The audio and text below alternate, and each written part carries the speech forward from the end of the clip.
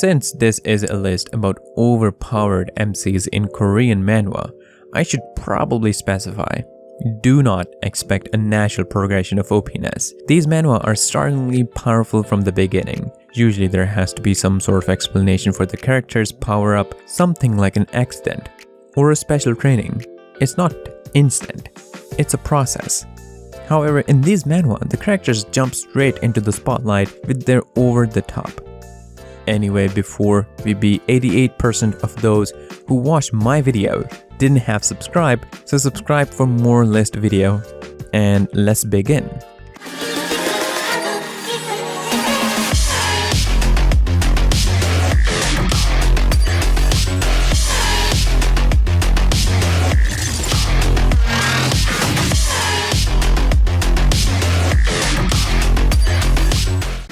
Number 10, the strongest ever. I bet you've heard a lot about this one. Here's the deal. This is a short story about a man who is extremely strong, but also lazy, stupid, and curious. He slaps people around and makes sure to repeatedly mention that he still doesn't know how to control his power. On a real note, this manga isn't bad, and if you're in a similar predicament like I am, can't find anything you haven't read, then give this a shot. There are also instances where he uses a power that has never been brought up before but seems pretty impactful, I have to admit that. The 10 masters had kept each other in check and maintained the balance of power and order of the world beyond human limits until Baekdoyeon showed up with the strongest power ever. So give it a shot. Number 9, Study Group. To be completely honest, this is totally underrated manhwa. It got a very interesting story with one hell of an OP MC who just want to study properly. It's got one of the best storylines I've ever read, and the characters are absolutely amazing. Each character has their own story, and in this story, it's like everyone's the main character of their own stories, not just the actual MC. It's amazing. Unique plot, there are twists and turns every that leaves you at the edge of your seat. Each main character has their side of the story and reason why they act like they do. The art was outstanding and really well drawn. The art makes the whole manhwa even better. Gamin Yoon, a 17-year-old student, goes to school known to harbor future criminals. Stuck in a carnivorous environment where only the strongest survive, he struggles to get good grades to enter a 4-year university.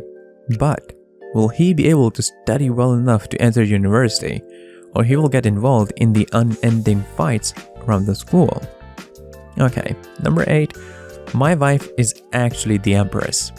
This manhwa has a very interesting story where the main character is the retired leader of the rebel army that killed the previous emperor and went into hiding, feeling that after his death, more death wasn't needed. He overall has a very interesting character, showing that he regrets his previous hubris, thinking that because of his strength, he was invaluable. While in hiding, he gets married to a woman of whom is actually the Empress, though he doesn't know this. The story revolves mostly around the two's adorable love and interaction as hidden events happen, as both are very important individuals and characters around them, and from their past manipulate the events around them, both oblivious to others' greatness. Do give it a shot. Number 7, Return of the Frozen Player. This is manhwa is cliched, but it's actually well done. If you're a fan of solo leveling or want to get into that type of medium without reading 140 plus chapters, then this is the right manhwa. It's not so much as a revenge story than it is a cat out of a water story. After being cryogenically frozen for 25 years, after defeating the Frost Queen Seojin-ho, or better known as Spectre, suddenly thaws in the middle of an elementary school assembly at the museum dedicated to him as his team. After reuniting with his friend, who is now the head of the Hero Association, he realizes how different the world after he became frozen. He decides to become a rookie again and put a hold on the Spectre name until he can gain enough XP. He becomes the star rookie of Korea, and he also gets enemies or friends who are after him. Though there are some moments where characters feel sort of flat or not as entertaining as they could be in the action, comedy, or the story, and art make up for it. Number 6, Martial King's retired life. What to do after your retirement from the martial world? Actually, this is a very common question. If there was a lecture hall for retired people, probably everyone would be looking at it confused. At this time, I am also in a similar state of confusion. This manhwa has chapter 114. Nice fight scene with great story plot, so do check it out. Number 5. Apostles and 12 War Girls. If you want to read some manhwa or manhwa with way OP MC, then this might be one of them. This story is about strongest single apostle ever looking for his wife. There are few kinds of strongest existences in the history of the universe. There are the strongest man, the strongest woman, the fastest man, etc. They all have their own realms. But one man stands above them all. That's right. It's the strongest man, Laozi. He is considered one of the first existences to appear in history and is revered by numerous people as their father and teacher. He is recognized as the strongest existence standing at the top of the world. Wealth, fame, power? It was not worth mentioning in his eyes. The strongest apostles fled and startled the human continent for the reason, don't get me wrong, Laozi come to look for his future wife.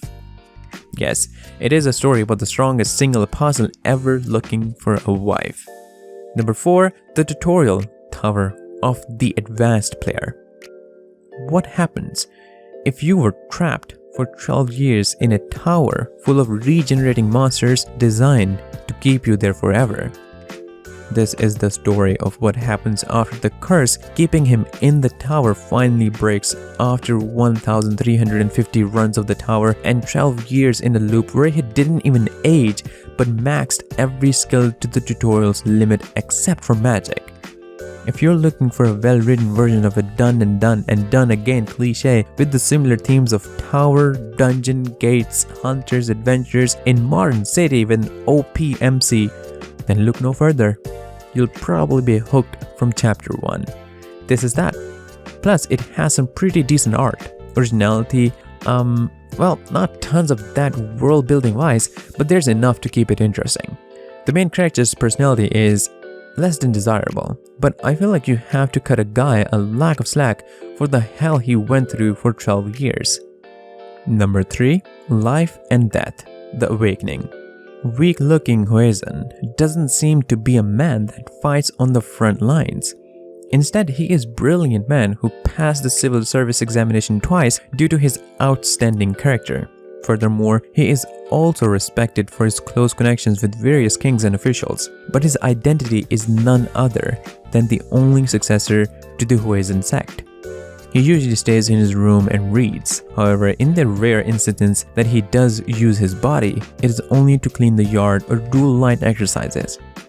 One night, he shocked everyone by entering a conflict to save disciplines of the Huizhen sect. This is a very confusing manhwa but does have an OP MC, so do check it out. Number 2. My Dad is Too Strong.